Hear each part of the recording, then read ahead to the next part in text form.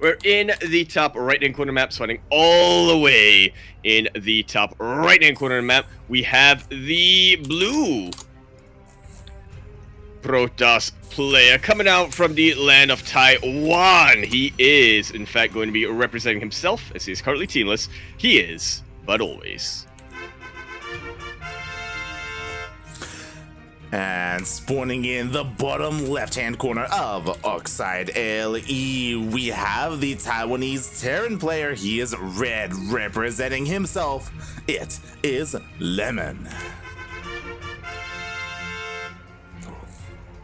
Definitely the underdog in this group. Unfortunately, had to face Haas in his first match, and now he's up against, I wouldn't say a similar Protoss player, but definitely a Protoss player who can be just as unpredictable, who is almost on that same level as Haas, and nice.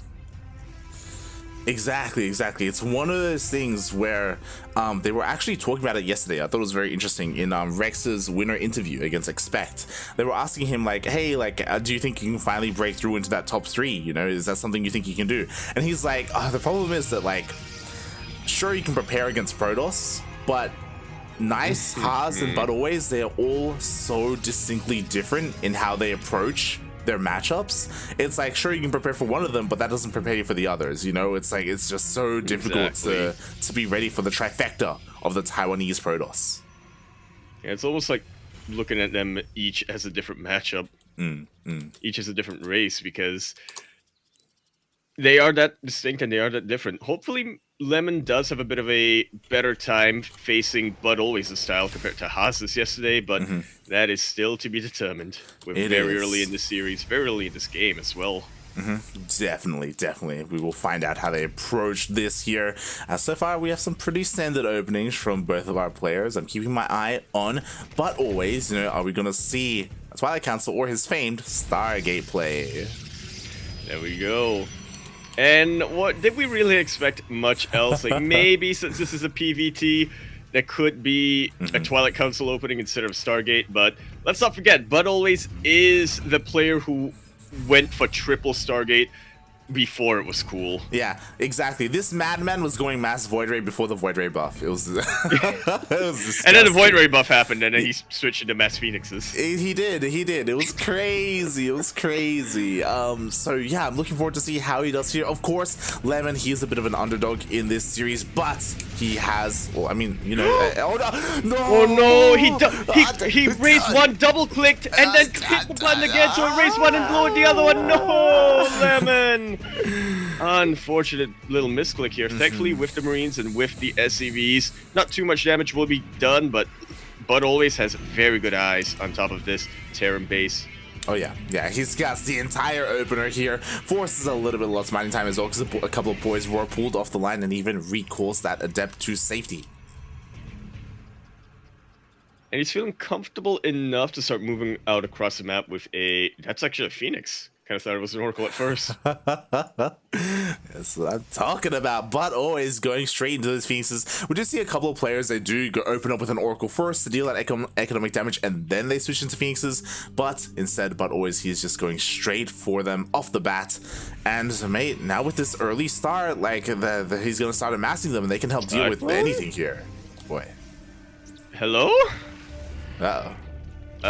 Maybe a bit of a misrally here. The Cyclone is not going to be able to provide any anti-air defense back home. It will immediately be picked off. Not the best start whatsoever for a Red Terran player. Yeah, a very expensive scout, to say the least. A very expensive scout that didn't really see much. I mean, I guess it saw the Phoenixes. That's all he got, right? And maybe that's enough, because now he knows to get anti-air at home. He knows to be careful. The Phoenixes show up. They already wasted some of their lifts on those on that Colossus, both of them actually, so they couldn't really do too much here across the map. And then we even have a couple of Vikings popping out. So far these Phoenixes aren't doing too much, but again, what they're doing is giving ButAlways map control. Yeah, absolutely are. Things are going to change very quickly, though, as Lemon is starting to get his stim and his combat shields. Reactor on that starport as well. He wants to push out as soon as possible. Not going to have +1 to this push, but sometimes you don't need it. Yeah, exactly. He will at least have stim, he will at least have combat shields, but you know what, like what's scary about Lemon's position is that ButAlways, mate, he went for a very fast robotics bay behind this, and Colossus production has already begun. Indeed, it has. Still getting a couple more Phoenixes here, but that is, again, just to maintain that map control and later down the line try to lift up key units like a tank. The core of the defense for ButAlways is going to be that Colossus, and there we go, Thermal Lance is on the way. Exactly. First Colossus pops out. Second one is going to be shortly popping out as well. Again, Stim and Combat Shells is going to finish up pretty soon, and the Medivacs are going to pop out, so I guess you could maybe argue that there's going to be a really nice timing here. Meanwhile, oh, the Viking does get picked off. That it does, at the cost of about a Phoenix. Not too bad here. The Viking shouldn't be doing too much later down the line. Guess it could provide a little bit more damage against the Colossus, but I do think it's going to be more up to these Marauders. Not going for the tanks, opting instead for Widow Mines. Might as well. They're cheaper, and you can get a whole lot more of them for AoE. But that's useful if the Protoss player is going more gateway focused, right? If they're going to get more Zealots out, or even Stalkers. Like, not so much when they're... Yeah, not so much when they're going for Colossus like this. I completely understand the Widowmine production, just because one, Lemon hasn't seen the Colossus. Two, what he has seen are the Phoenixes, and it's so difficult to make tank pushes work with Phoenixes. We've seen time and time again, make the Phoenixes, they just dive in, they pick up the tanks, and they just dismantle the push. But Widowmines are going to make that a little bit harder. We see a scan, ooh, he does see the Colossus. And the Colossus is looking a little bit exposed here. Not too much of a buffer on the ground, but he does need to be very wary of the Phoenixes in the sky. Baiting out a couple of these Widowmine shots with hallucinations. That is what we like to see. Ooh, exactly. And a nice pick off there by Lemon. He stims on forward, goes up the ramp, but he snipes the third base. He can't really contend against this army, but mate, you know what? He's surprisingly escaped with the majority of his bio force. Yeah, and the damage has already been done. He is putting ButAlways very, very far behind economically. Lemon's third base is just about finishing up here, but it does prompt ButAlways to go for a bit of a counterattack. One that I'm not convinced Lemon can defend easily against. Yeah, exactly. This army is still terrifying, to be honest, and Lemon made the balls on this guy to send out a drop in the middle of this defense, and honestly, the drop could achieve a lot, but can he hold at home? Definitely going to be the question. I don't believe ButAlways has seen the third base yet, so Lemon can cheekily continue to mine from that position. The Observer might see it. Yeah, he does confirm it. There we go. At the same time, the drop does come in. Ooh, forces a recall. Yeah, only the Phoenixes do get sent back home, though, but these are also Phoenixes that won't be across the map, won't be... Actually, the entire army turns around. Oh, yeah. No, a bit of a control issue here. Exactly, I'm surprised as well. Like everything came back home. I don't think that was necessary. Like again, this army, what the hell is this gonna do against these Colossus, the Zealots, the sentries, and on top of that? But always though, I guess he was feeling a little bit unsafe at home. He defends, and now he can focus on the push. Yeah, now his entire army is together. The Phoenixes aren't away. A lot of these mines are starting to get lifted up before they can get their shots off. The Vikings are trying to provide some damage, but they're...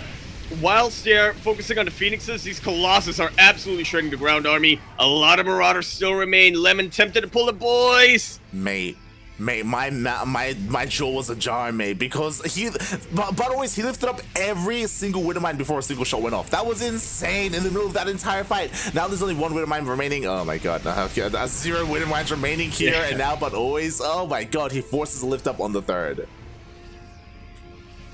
Nicely done. A couple of tanks are starting to get pumped out now. Oh, way too close to the edge. Prime target for the Phoenixes to come in. Gonna be a little bit tough fighting up this ramp for ButAlways, but a lot of the Marines have been taken out. GG is called. ButAlways 6 game number 1. GG, and I do think that Lemon did kind of start off a little bit strong there, you know, going across the map, sniping that third base, like that was honestly impressive. But the defense wasn't really there at home. I was shocked that there weren't any, like, say, bunkers thrown down, right, for his bio and you know, that defensive setup that we usually see. Yeah, I definitely feel like, I don't know, I feel like you're right there that the bunkers would have been nicer. Maybe if he transitioned into getting tanks out a little bit quicker instead of continuing to get out those mines, then something could have been done, but then it will also take time to produce those tanks, to get them in position and siege them up. Yeah. That drop, though, was definitely very, very nice, pulling back the entire army of ButAlways. That should have been the time for Lemon to just gotten those offensive structures out. Definitely. I mean, Lemon, he should have known that the army was coming, right?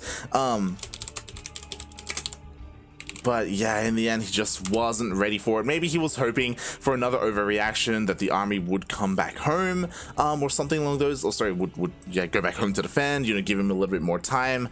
Regardless, that was a very strong start there by ButAlways. Absolutely. Now, this would have been a bit of a risk, a bit of a high risk, high reward kind of strategy here for Lemon. What do you think if he pulled the boys a little early in that defense, try to go in for a bit of a surround? With those SCVC up at the third base. Yeah, maybe. He was kinda, yeah, he was kind of going for it at first, but then he saw, that's actually not a particularly strong army. I don't really need this buffer as long as I can surround the Colossus with my bio. Yeah, it's definitely, it may have been a better defense, for sure. Potentially. Especially because, right, like, he had just killed the third base of his opponent. Did he really need his own third and his own SCV lead that he had? Maybe not necessarily. Also, something else that came into play that was a bit of a shame for Lemon is that, mate, he had like 3 or 4 Widow Mines and not a single one got shut off, mate. Yeah. That was a lot of time and factory investment into those Widow Mines, and they got nothing. Like, Yeah, one of the worst feelings in the world as a Terran player. I think 3 out of those were lifted up just before they could finish Yaporo. Yeah. And then Observer and Thermal Lance was able to deal with the rest of them. Yeah, it seems like ButAlways is relatively a bit more prepared. But speaking of which, we are continuing our series here on 2000 Atmospheres LE. We're in the bottom left-hand corner map, swinging all the way in the bottom left-hand corner. We have the blue Protoss player coming out from the land of Taiwan. He is going to be representing himself as he is currently teamless. He is ButAlways. And spawning in the top right-hand corner of 2000 Atmospheres LE, we have the Taiwanese Terran player. He's red, representing himself as well. It is Lemon.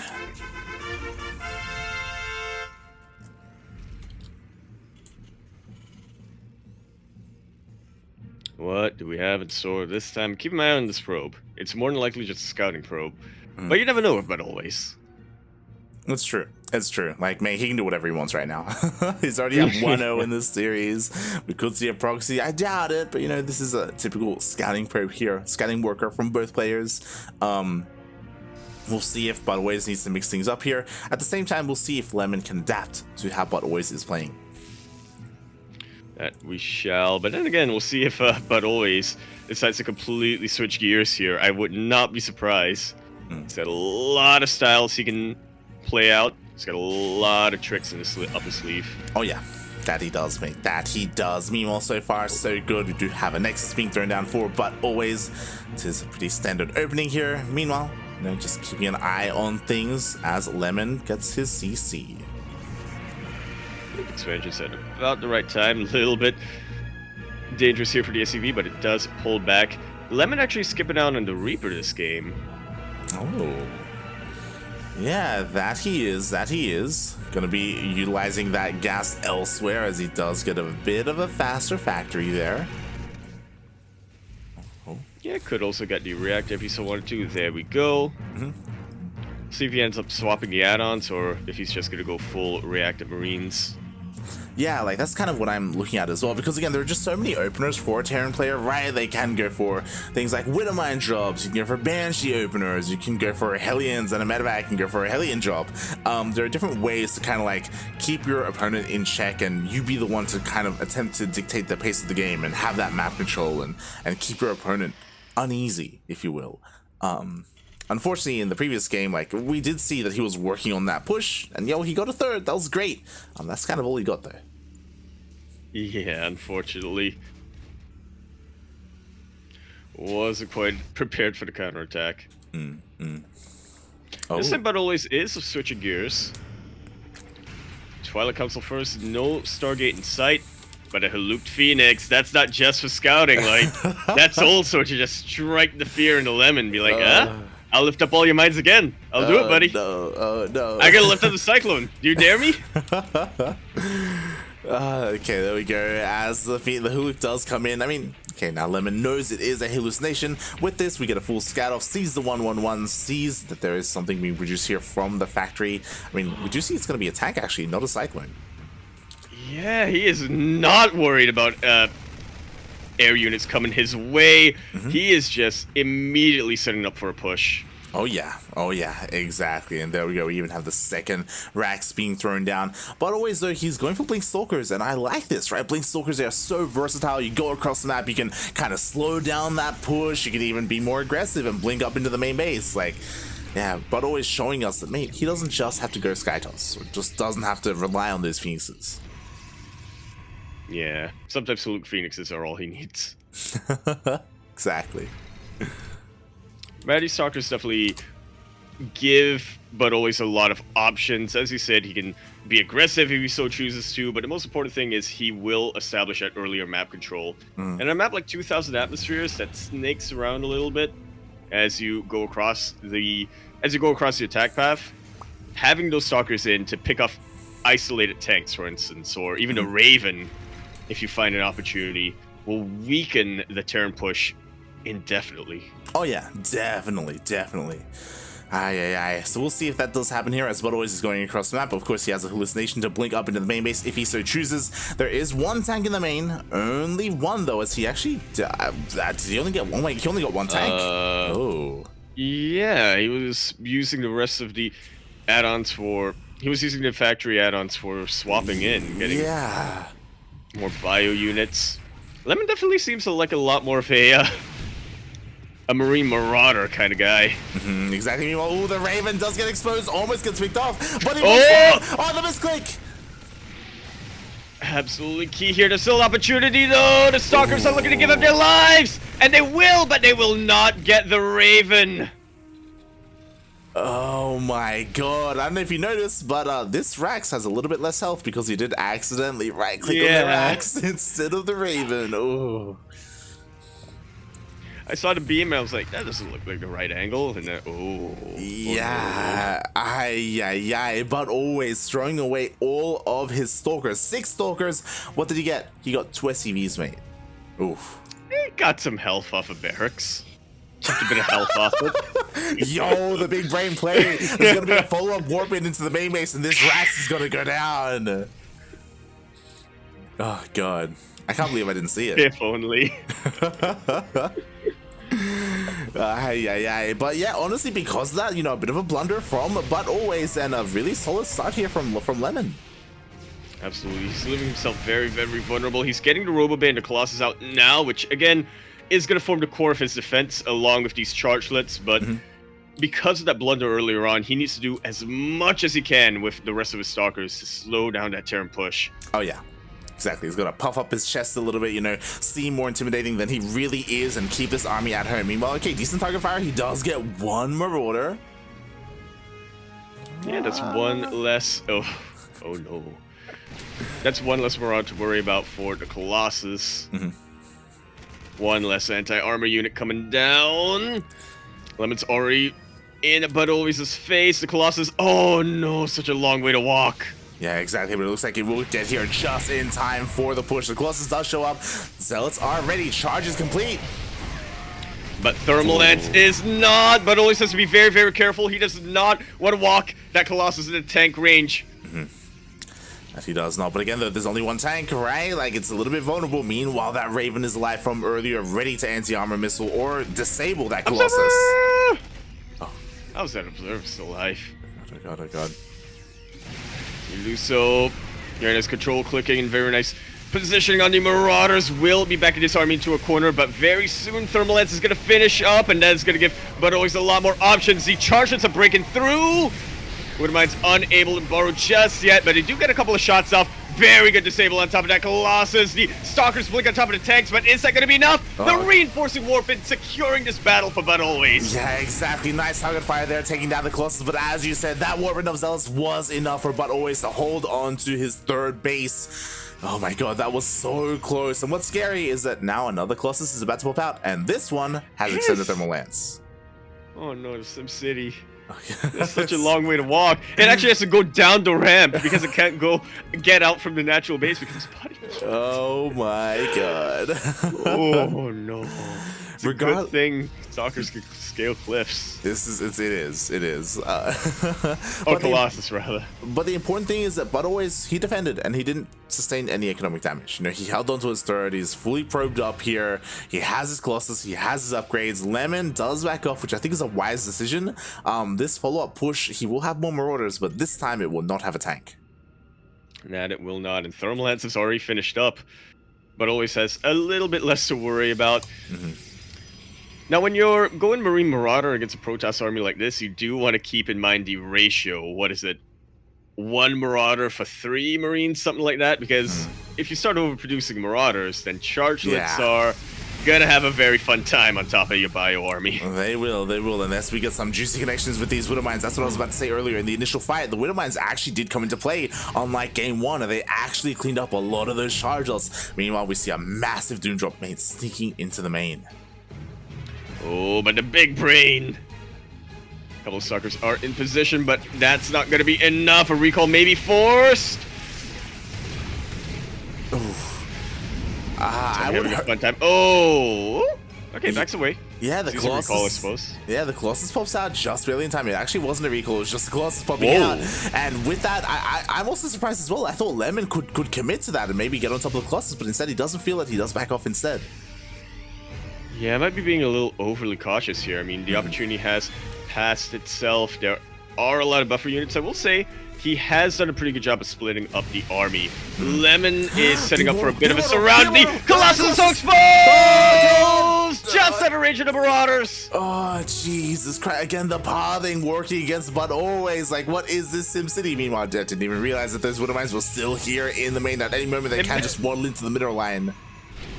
Imagine this Colossus going through that. I don't think it's enough to completely take it out, but that would be a feels bad. That would be a solid feels bad, man. Moment indeed. Meanwhile, Lemon behind this is getting his 4th base on location. He has full map control, but always is up against the wall. But what I will say is that for the past couple of minutes, like maybe 1-2 minutes, Lemon was ahead by quite a bit, by like 30 supply. And ButAlways, because he has been able to defend and like weather this storm, he has caught up. Oh no! No! Oh my god! I never suspect the hidden mines. That disruptor could have been a massive equalizer here for ButAlways, but instead, it is just a waste of resources. Exactly, the big brain plays, the setup and the payoff. The Widow Mines were dropped minutes ago, and then suddenly a free disruptor goes down. That is one hell of a coupon deal. I guess even more out of it. 2 probes may not seem that impressive this stage of the game, but this Widow Mine should not even exist. It should be alive. Like, the value of this Widow Mine, how many kills does it have already? It's got 3 kills. It killed a Stalker earlier, if you remember, when the engagement was happening. Wow, just a hero Widow Mine there. I think it might actually reset just before the cannon pops up. Oh, it will. Oh, no. It's got one more shot in it. How many probes? Okay, one more. Not too bad. It's pretty good. It's pretty good for a single Widow Mine. It's pretty goddamn good. Meanwhile, ButAlways, he's pushing away this drop here. The drop is escaping. Meanwhile, oh my god, as the medevac gets picked off. Yeah, you really don't want to be losing medevacs at this stage. This is a point where the Terran player wants to transition more into getting some Liberators or even Vikings out if they suspect that the Protoss player is dedicated to Colossus. Oh god, yeah, exactly. Meanwhile, Lemon is pushing this force away. We do see him max out. +3 is in production as well. We see him switch into Ghost. Enhanced Shockwaves is being researched. Oh my god, mate. Show us the money EMPs. I see that Templar's clumping up a little. Yeah. I can see it so clearly light. That is definitely the dream. Yeah, exactly. We have a massive Doom Drop here into the main base. Doesn't commit. He does back off, but he did force a recall. Medevac will make it out of there with all the bio. They will get their unload. And Lemon setting up another multi-prong. The main army is moving towards the east, the southeast. Yeah, that it is. It is spotted by the observer there again, but always he has a decent idea of where the armies are. It's all going to come down to engagement. Like, Storm is completed, by the way, but there's the High Templar are not in the War Prism, so they're a little bit exposed. Very much exposed. It's not much of a buffer for them either, as most of the gateway units are preoccupied here. To the north, Lemon is trying to meet this force. The rest of his army. Ghosts are coming in, but the ghosts aren't going to be of too much aid. Well, the EMPs are always nice. Yeah, and with that, the Colossus will go down. This entire army will be swallowed up here by the army of ButAlways. So a nice pickoff. Definitely a nice pickoff. But again, this is an army that ButAlways didn't necessarily care about. Like, he's refining his army with Disruptors, with those High Templar, this time in the War Prism. They're going to be a lot more defendable. Well, not against the Vikings, but... They will be banking up that energy there. Behind all of this, Lemon is actually triple expanding. Even if he loses this engagement, he should have the resources to get a bit of a reinforcing force out. Oh yeah, this guy, he's got so much money to work with. Like, he's maxed out, and look at that bank. He's spending it well here. He's getting ready to switch into Liberators with a ballistic missile on top of that, because why the hell not? You love to see it. And mate, I didn't see this often. He's working on +3 air attack, like ship weapons. Yeah, you generally see a lot of Terran players stop at about +1 or even +2. But Lemon's got money to spend. Why not? He's already maxed out. He's banking up. Just get these upgrades while you can, really. Yeah, and meanwhile, he does right click on that Nexus. Meanwhile, the disruption shot will go off and will connect. Ooh, that's a lot of bio, and these storms go down on all these ghosts too. And EMP goes down, and oh, I think the War Prism gets taken out. Oh my god, the War Prism does get taken out. Nicely done there, but there was no High Templar within it, I believe. Meanwhile, another base goes down. Was it worth it? Lemon, he just took down 2 Nexuses, but what about the Protoss army? Yeah, it's still definitely standing strong here, but it's got a lot of ground to cover in order to go for a counterattack. It's actually snaking around quite a bit, but it's about to surround the rest of the Terran army! Oh god, that it is, and with this Lemon, he's forced to pull all the way back home. What has this Macro been looking at? He does have a couple of Ghosts, he does have a couple of Vikings, but there aren't that many Colossus. There aren't. The EMP is absolutely juicy, though! But not enough to deal with the storms. A lot of Vikings are on top of them. The Archons come in. Look at the power of the AoE. Oh my god, mate, but who cares about it? Oh god, it looks like it's just barely enough. But always he is pushing on through. Last storm was used, and GG is called. ButAlways could not reinforce that point. Lemon had too much defender's advantage. Even if he was losing that engagement, he had plenty of barracks, plenty of starports. He could have defended that and just gone for a completely different counterattack. You say plenty of Raxes and starports, wait, plenty of bases. We saw him plenty of bases, yeah. We saw him triple expand. Such a bank on top of him. He was all in there because he lost all of his mining bases, essentially. He had to end the game then and there, and he almost broke through. But even if he did break through with what little he had, that wasn't enough to straight up kill his opponent. That it was not. Enough to chip away a little bit at the health of some of the buildings, but not kill anything that's too important. Yeah, exactly, and... That's a throwback.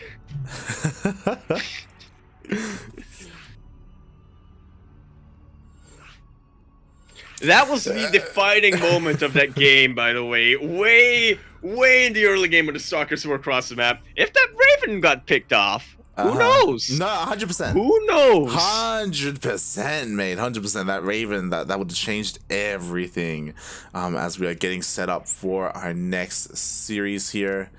Oh boy. I mean, I love how someone in the chat was like, that Rax would never be the same. Yeah. Unfortunate. Oh god, very, very unfortunate indeed. And I'll be honest, I didn't expect for us to be here, but Lemon, he looks so strong there. He's doing it. He brought us to the ace match against one of the best in the region. Yeah, if we're going by the previous season's rankings, the 3rd best from the region. One map away from being completely eliminated. Oh yeah. What letter is L? Oh, there it is. Okay.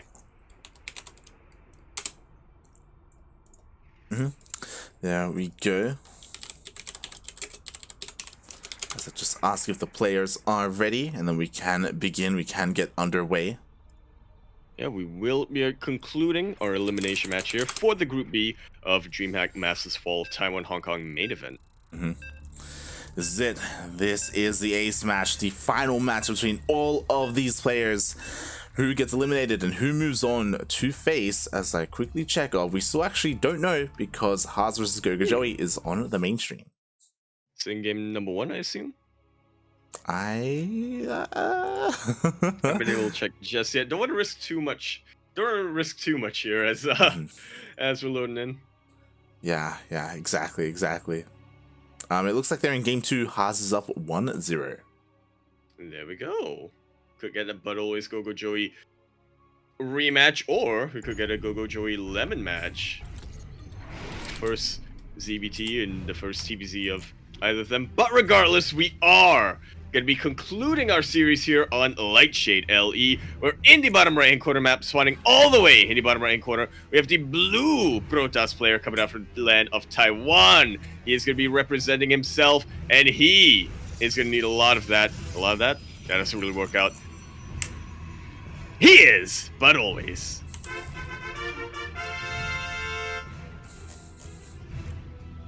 And spawning in the top left-hand corner of Lightshade LE, we have the Taiwanese Terran player. He is red. He just tied up the series 1-1 against his opponent. Can he go all the way?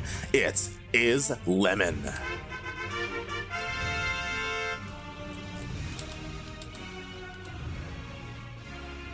I'm stopping myself right now, like, because there are depending on the result of this one map, I have some puns lined up. Oh no. It's taking me a lot of self-control not just reveal them right now. Keep that to yourself, man. Keep that. I mean, at the same time, you know, this is the last chance we get to cast these players here. The winner of this series will move on to the next round, and that will be covered by the mainstream. This is the final day of the Taiwan-Hong Kong B stream coverage. Everything else will be over there on ESL_SC2. Indeed, it will. All of the players who are going to be advancing, we have 3 of them tonight. Who's it going to be? Could be Joey, could be Haas, could be, I don't... Could be trying to refresh my memory of could group be Lemon. A. Yeah, it could be ButAlways, could be Lemon. Yeah, or it could be Rex or Expect. There we go. Exactly. We shall find out. Meanwhile, this game is slowly getting underway. We are on Lightshade, which is one of the smaller maps in the map pool. Very interesting that this is where the ace match will take place. And I'm curious to see if ButAlways is going to commit to that Stargate opener again, or if he's going to go for Blink Stalkers instead. And we get our answer. It is a pretty good map for Stargate play, even in a PvT. Yeah, it definitely is. I'm a little bit concerned though, just because, again, the ground that needs to be traversed for like bio pushes or any kind of push from the Terran is a little bit shorter. So, yeah, the Phoenixes have a little bit less room and less time to kind of slow it down, if you will. So we'll see how ButAlways can do this. Also, I'm making a lot of assumptions. He could just go Oracles. He really could. He could just go 2-base Tempest. 2-gate Tempest, sorry.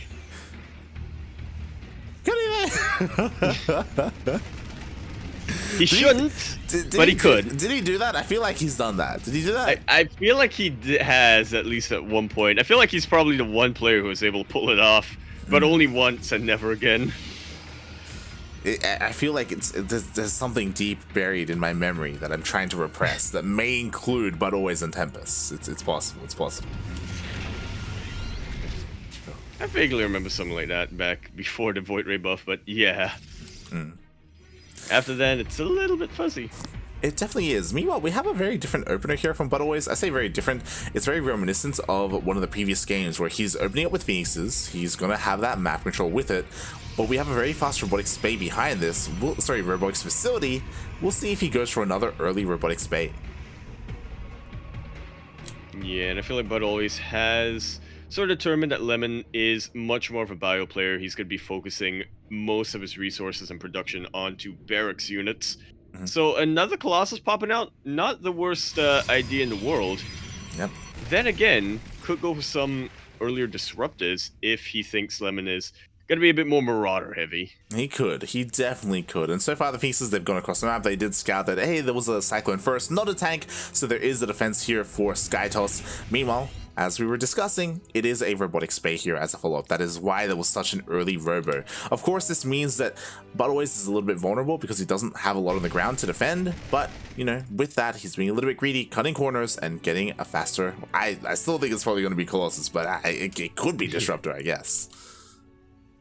I'm holding out hope for Warp Prism speed, but it's probably going to be Colossus. Oh, God. Yeah, there we go. There we have it. The sensible option, which is what we kind of expect from ButAlways. He is generally a player who makes the choices that I think are to be expected, but the way he gets there is always a little bit different. That it is. Meanwhile, he has not solved Phoenix production either. He's still dipping around trying to find whatever damage he can, but due to these Marines and Cyclones, they just haven't really found an opportunity. Oh, finally they get an SCV. And SCV, a little bit of scouting. He sees the tech labs are in fact researching, or one of them at least, knows that Lemon is going to go for another 2-base timing. And he just needs to get ready for that. He needs to throw down his offensive structures. He's getting a 3rd base, which he can definitely get away with if he has defenses to back it up. Yeah, like he's gonna have Colossus, but he's gonna need some shield batteries. He's gonna need some of those pylons, maybe even some cannons if he needs to. Meanwhile, the Phoenixes, they dive back into the mineral line. Mineral line, 3 more SCVs fall. That they do, also keeping the army a little bit busy here. Made them unable to move across the map right now. Which is about the ideal timing for the Terran player. Sim will finish up about 30 seconds after you push out. Exactly, and here we go. Lemon is pushing out here as Sim Combat Shields finishes up. +1 is not too far behind. It will finish by the time this army does manage to get across the map. Meanwhile, ButAlways, his job is to try and slow this down, maybe do something crazy and pick off that Raven. Yeah, it's not just Stalkers who are able to slow down the Terran push. It's a little bit more awkward with Phoenixes. You don't want to run them over Marines. They also can't body block anything on the ground like Stalkers can, but there's definitely angles you can go for. Phoenix! Turns around. Yeah, almost pathed right into the force of the Terran. Meanwhile, here we go. We have 2 Colossus. Not just that, but we have some force fields to cut up the army. That we do. Only a single disable has been thrown down. Did the Raven get sniped? I think it did. Doesn't matter though, as a lot of the buffer for ButAlways has been taken out. Sable is about to run out though. Yeah, and now there are 3 Colossus. Lemon does not want to push up a ramp against that. Exactly. He knows he cannot push into this. He cannot break this Protoss player. Meanwhile, yes, as you were saying, ButAlways actually dove on that Raven immediately with all his Phoenixes. He lost a lot of Phoenixes to do it, but he did get that Raven. Oh. That was a pretty worthwhile trade there. More reinforcements are coming in for Lemon. The targeting of the Cyclone is decent, but unfortunately there's just a little bit too much health on the Colossus. Such an exposed shield battery, yeah. Oh, exactly. Meanwhile, oh god, there we go. The tanks are being lifted up, and we don't see too many force fields, but we do see the Colossus just raining down on this army. Yeah, from the high ground. Tanks were in a very defensible position, if not for the Phoenixes. This is where you want to position your tanks against more of a gateway-focused Protoss player. Meanwhile, we see a scan. We see only 3 probes here at the 3rd base. Lemon should be aware that an army is coming across the map. He's throwing down a bunker. He knows that he needs whatever he can to defend, but is it going to be enough? He only has 1 tank. He does. He does have a lot of Marauders as well, though. True. And there aren't too many charges on the ground. There's a lot of damage Lemon can do to the main army of ButAlways. But a lot more economic damage ButAlways can do. Exactly. Meanwhile, this CC just barely finished up in time. Like, if those SCVs were killed off just before it was done, it would have been forced to be cancelled. 100%. But Lemon was so on point with that. He just barely got it up and running again. And now he has it. You know, once he fends off this attack, he can retake that 3rd. In the meantime, though, what is ButAlways doing with his own 3rd? 3 probes at a time. Starting to get that nice and saturated as he just positions himself outside the natural base. He does not want to push into this, but he is more than content to contain Lemon. Yeah, exactly. That's his plan. That's his goal right now. Just keep Lemon on 2 bases for as long as possible. Don't overcommit. Don't commit to something you don't want to go into, and just macro up and take your own and saturate your own 3rd. It's 1 hero Marine. God. I think he got a probe. Yeah. Unfortunately, not quite Big Gabe himself. Yeah. Big Gabe wouldn't have died there. It's true. It's died true. later on. Hey, he won his series yesterday. Okay, I mean, He did. I need to catch that VOD. Vanya Hero Marine, man. Oh my god. That's the TVZ. It was.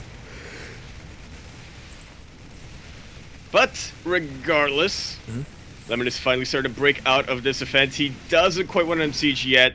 He knows that the threat of the Colossus is still present. He doesn't really have eyes on ButAlways' army. He can't really afford any scans right now. He needs to use that energy on mules. That he does.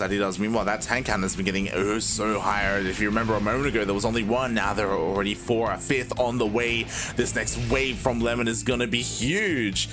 Something that's not quite huge that's pretty interesting to me. I was like, yeah, where was 2-2? 1-1 has been done for a while, and the armory finally is thrown down just a little bit late.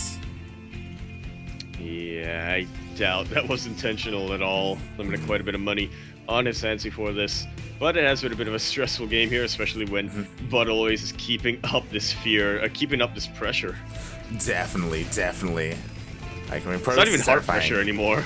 Yeah, it's not even heart pressure anymore, but just the mere thought of these 4 Colossus and the gateway units are enough to keep Lemon back. Finally, though, he is starting to break out. There we go, finally pushing out across the map. This is spotted by the observer, so ButAlways is well aware of where the army is. Ooh, and now not just Colossus, he also has a couple of disruptors mixed in. Yeah, this is going to help a ton against the Marauders, which is mostly what Lemon has on the ground. A couple of Marines here, but not too many of them. Exactly. For a moment there, I don't know if you saw when he landed his Vikings, I was a little bit afraid. Meanwhile, here comes the Protoss army. The tanks were a little bit unsieged. Oh no. And they were. They're getting a little bit of friendly fire, actually, as the chargers get right on top of the belly of this army. Lemon fighting at a choke point, but so is ButAlways. And when it's all said and done, that AoE benefited ButAlways a lot more than it did Lemon. Yeah, that was such an unfortunate fight there for Lemon. He just unsieged at the wrong moment. By the time he was sieged up, ButAlways had already closed the distance. He was on top of the army, and now there's only 1 tank remaining. The bio army is a little bit oversimmed. Like, there's just not enough medevacs to really keep this up, and ButAlways, he's knocking on the front door. And he is. If by front door you mean supply depots. It's a fancy new doorbell, really. Exactly, and he is here. I'm sure Lemon would be hoping that he would go home, would go away. He's not here right now, but oh god, there's just so much Protoss, mate. There is, but this is a nice spread of Terran Bio. We'll see if it's going to be enough. The sheer firepower of ButAlways looks like it can overwhelm. Beautiful force fields on the ram, effectively cutting off half of Lemon's army. GG is called, and ButAlways will take that series 2-1, but it really could have gone either way, really.